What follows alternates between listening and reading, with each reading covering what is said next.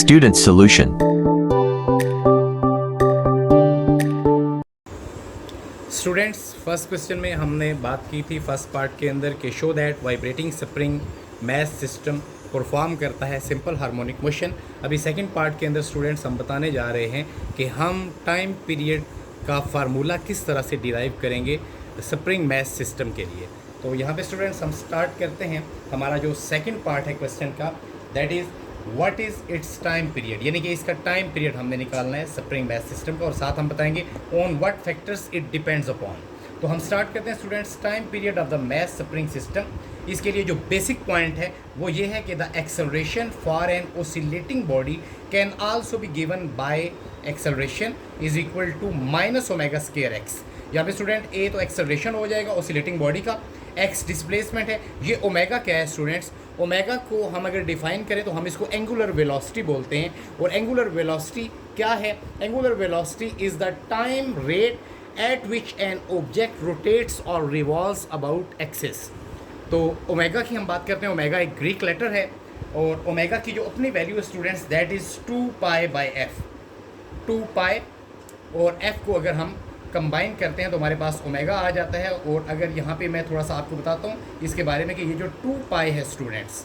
अगर आप यहाँ पे लेंगे 2 पाई देखें ये रेडियन में लिखा हुआ है, पाई है इसके अंदर। अगर ये 2 पाई को हम मल्टीप्लाई कर देते हैं डिग्री में ले जाने के लिए 180 बाई पाई के साथ, तो ये आपको नज़र आ रहा है पाई और पाई क्रॉस हो जाएंगे। और 2 और 180 को हम अगर मल्टीप्लाई करेंगे वी हैव 360, यानी कि पूरा एक जैसे सर्कल का एंगल होता है वो हमारे पास बन जाएगा। तो ओमेगा की स्टूडेंट्स जो मैथमेटिकल फॉर्म है that is product of frequency and 2 पाई, यानी कि 360 को हम मल्टीप्लाई करते हैं फ्रीक्वेंसी के साथ तो we have omega angular velocity.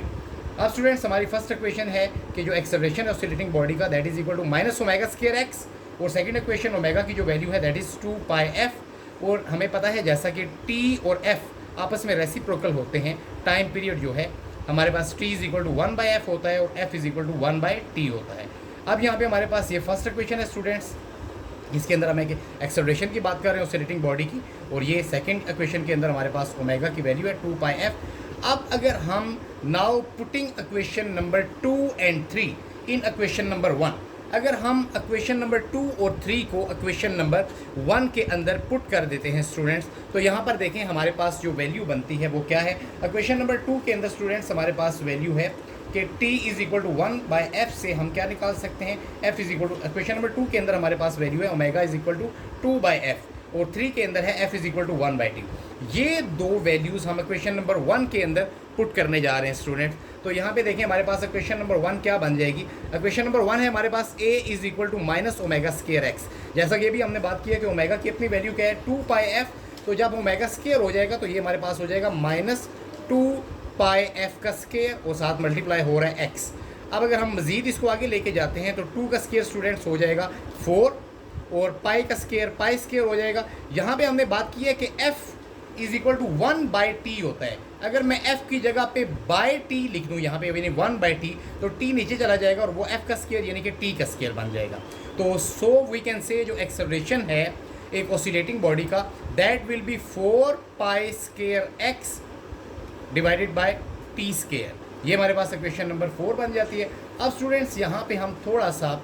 पीछे जाते हैं, जैसे हमने बात की थी सेकंड लॉ के अंदर कि f इक्वल होता है एम ए के और f इक्वल होता है माइनस के एक्स की। ये तो आपको पता है कि सेकंड लॉ हमारे पास force is equal to the product of the mass and acceleration, और इसी तरह से जो फोर्स है सिंपल हार्मोनिक मोशन बॉडी से जो रिस्टोर फोर्स होती है, restoring force that is directly proportional to the x, या अगर हम इक्वल करेंगे तो माइनस के एक्स के। इन दो चीज़ों को अगर हम कंपेयर करते हैं एम ए को और माइनस के एक्स को, जैसे लास्ट टाइम में हमने किया था एम ए और माइनस के एक्स, इसमें से अगर हम ए निकाल लेते हैं स्टूडेंट्स तो ये जो m यहाँ पे हमारे पास मल्टीप्लाई हो रहा है ये माइनस के एक्स के साथ जाकर डिवाइड हो गया है। ये स्टूडेंट्स पॉइंट बहुत इंपॉर्टेंट है। Second law f is equal to M A और रिस्टोरिंग फोर्स इक्वल होती है माइनस के एक्स के। अगर हम माइनस के एक्स और एम ए को, सेकेंड लॉ को और माइनस के एक्स को, रिस्टोरिंग फोर्स की वैल्यू को अगर हम कंपेयर करते हैं तो देखें M A is equal to minus K x, और अगर मैं इसमें से एक्सेलरेशन निकाल लेता हूँ क्योंकि हम एक्सेलरेशन की बात कर रहे हैं ऑसिलेटिंग बॉडी की,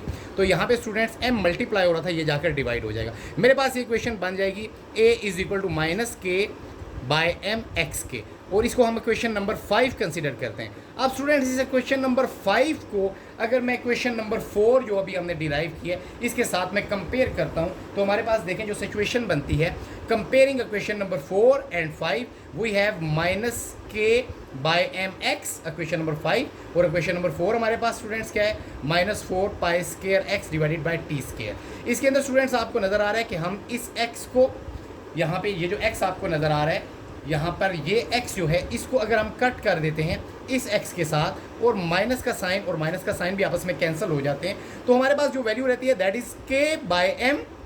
is equal to 4 pi square divided by T square. यहाँ पे मैंने इसको लिखा है देखें, minus K by M is equal to 4 pi square divided by T square. अब स्टूडेंट्स यहाँ पे अगर मैं टी स्क्वायर, क्योंकि हम टी टाइम पीरियड फाइंड करने जा रहे हैं, तो यहाँ पे आप देखें ये जो टाइम पीरियड है अगर मैं इसको निकाल लेता हूँ, टाइम पीरियड इधर आ जाएगा और के यहाँ पे आ जाएगा नीचे, और एम जो डिवाइड हो रहा है इस साइड पे वो 4 पाई स्क्वायर के साथ मल्टीप्लाई हो जाएगा। तो हमारे पास यहाँ पे गौर करेंगे टी स्क्वायर, ये टी स्क्वायर स्टूडेंट्स मैं इस साइड पे ले गया हूँ टी स्क्वायर, और इसके सामने क्या था 4 पाई स्क्वायर, और m जो डिवाइड हो रहा था वो 4 पाई स्क्वायर के साथ यहाँ पे मल्टीप्लाई हो गया, 4 पाई के साथ देखें आप m मल्टीप्लाई हो गए, और हमारे पास यहाँ पे जो k था ये यहाँ पर आ गया है, और ये माइनस हम ऑलरेडी ख़त्म कर चुके थे, यहाँ पे हमारे पास ये माइनस नहीं होगा, ये दोनों माइनस और माइनस खत्म हो गए। अब स्टूडेंट्स टी स्क्वायर इक्वल आ गया हमारे पास 4 pi square m divided by के। अगर मैं इसके ऊपर स्क्वायर रूट ले लेता हूं, क्योंकि हमें टी का स्क्वायर नहीं चाहिए, हमें टाइम पीरियड चाहिए, तो यहाँ पे देखें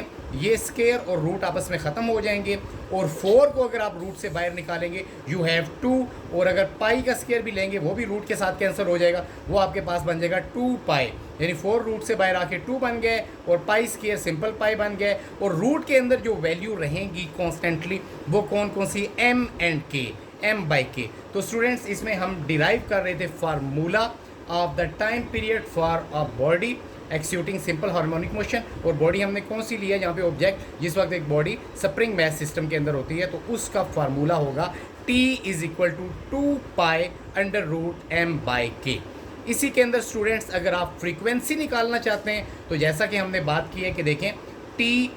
और F आपस में रेसिप्रोकल होते हैं, F होता है 1/T के, जो वैल्यू आपने यहाँ पे निकाली है अगर T की जगह पे हम F पुट कर देंगे तो ये 2 पाई 1/2 पाई बन जाएगा, और m बाई के हमारे पास k बाई m बन जाएगा। यहाँ पे मैं इसको रिपीट करता हूँ स्टूडेंट्स कि अगर आप टाइम पीरियड के साथ साथ फ्रीक्वेंसी लिखना चाहते हैं तो t की जगह पे हम f लिख देंगे, और 2 पाई हमारे पास 1/2 पाई बन जाएगा, यानी कि 1/2 पाई, जैसे यहाँ पे 2 पाई का मतलब है डिवाइडेड बाय 1 हो रहा है, ये वो 1 ऊपर आ जाएगा हमारे पास, और 2 पाई नीचे चला जाएगा, क्योंकि टाइम पीरियड और फ्रीक्वेंसी जैसे कि हमने ऊपर बात की है कि ये दोनों आपस में रेसिप्रोकल होते हैं। तो हमारे पास अगर फ्रीक्वेंसी हम निकालेंगे तो f इज इक्वल टू 1/2 पाई, और रूट के अंदर जो हमारे पास डिनोमिनेटर में k है वो ऊपर आ जाएगा और m यहाँ पे आ जाएगा। इससे अगर हम स्टूडेंट्स फ्रीक्वेंसी का फार्मूला निकालें तो यहाँ पे मैं साइड पे लिख देता हूँ कि फ्रीक्वेंसी हमारे पास आ जाएगी, यहाँ पे देखें 2 पाई है वो बन जाएगा 1/2 पाई,